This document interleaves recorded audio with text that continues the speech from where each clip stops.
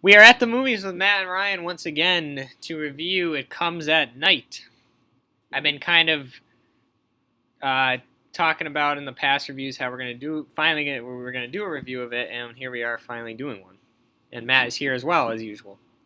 Yes, horror has been off to a pretty good start this year with Get Out, and I wasn't a huge Split fan, but Split got good reviews as well. Also, the Belko Experiment. But the latest horror release, It Comes at Night, from A24 Productions. It's been a film that I've been very excited for this summer, mainly because number one, A24. Anytime they're involved in something, it's pretty exciting. But also, it just looked different than a lot of the movies coming out this summer, and in a lot of ways, it is.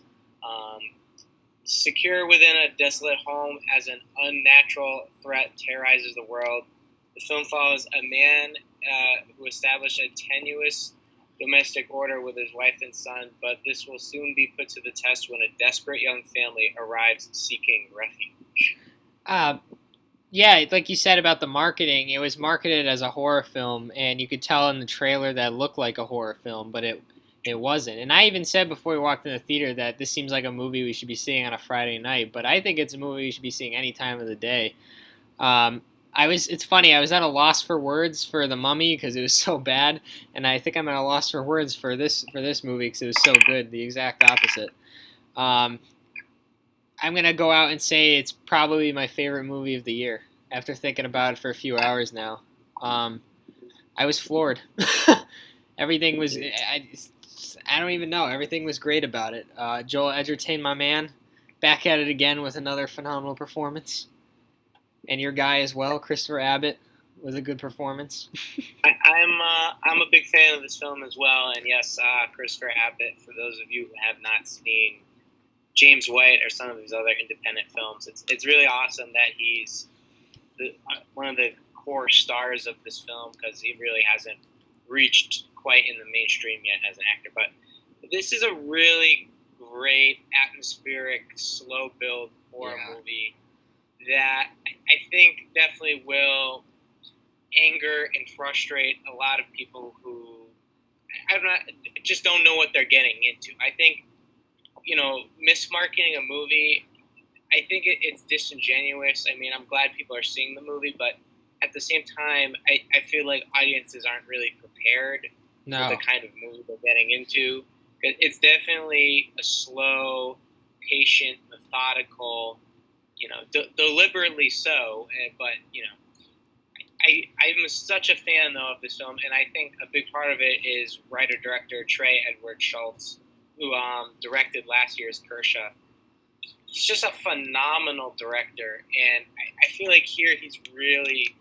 I'm not gonna say showing off, but he really shows his immense talent and just his mastery of technique and how to properly build up tension and atmosphere in a scene. Like, just phenomenal job by him, and I think it's definitely one of the strongest directorial efforts of this year so far.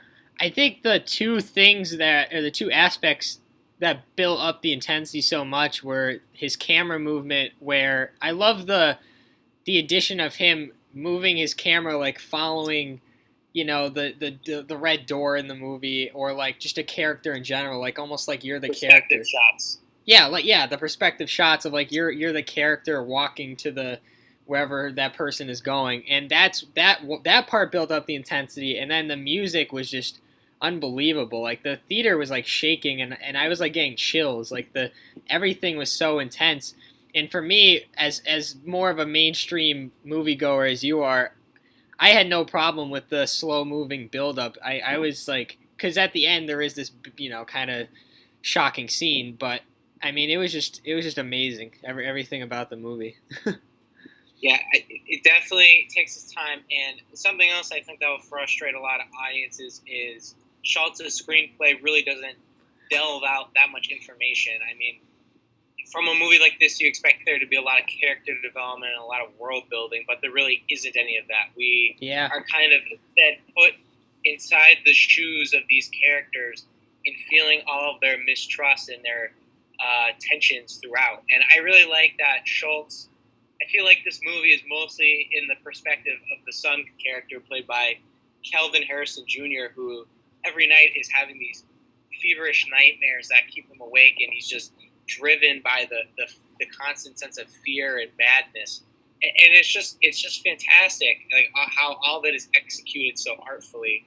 It really raises the bar for horror movies Yeah, in an impressive way. it doesn't spell things out either. Like a lot of it's, I think, open for interpretation. You can kind of like answer stuff yourself. Like there's a lot of different things that the director didn't like stay on too long. Like there's a lot of things that were unanswered, and I kind of like that touch to the movie as well. Doesn't spoon feed its Yeah, audience what they should think and how they should think. And I also credit Schultz for creating a film that is incredibly unpredictable up until its last frame. You really have no clue where it's going. He keeps you guessing at every turn. And I like you said, his techniques. I'd also like to point out his use of frame rate to kind of make the scene feel more intimate, and you puts you even more in the perspective.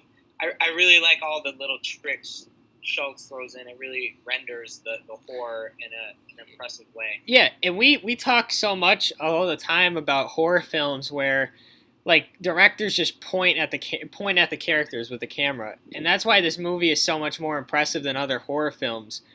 Even some of the better ones like Get Out is that the direction is so it's artful. It's more artful than a lot of horror films that I've seen over the past few years, and that's what makes it, I think, on another level compared to others in the genre.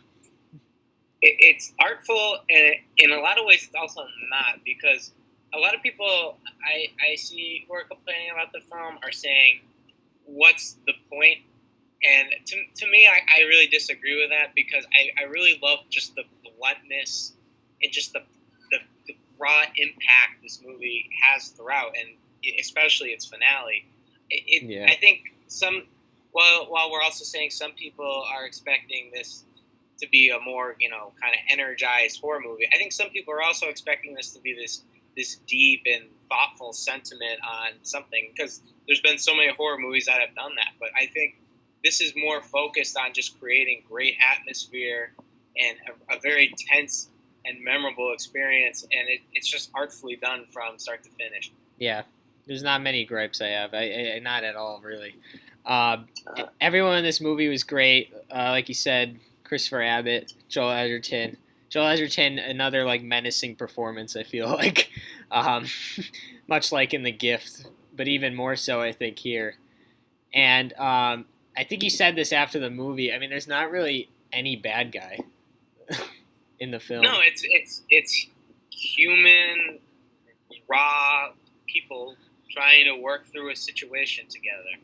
I really don't have a lot of gripes either. I'm not quite as high as you, only for the reason the ending definitely struck me with a lot of surprise, but I wish it had a little more of an emotional impact, just based on what happens, because a lot of big things happen on screen.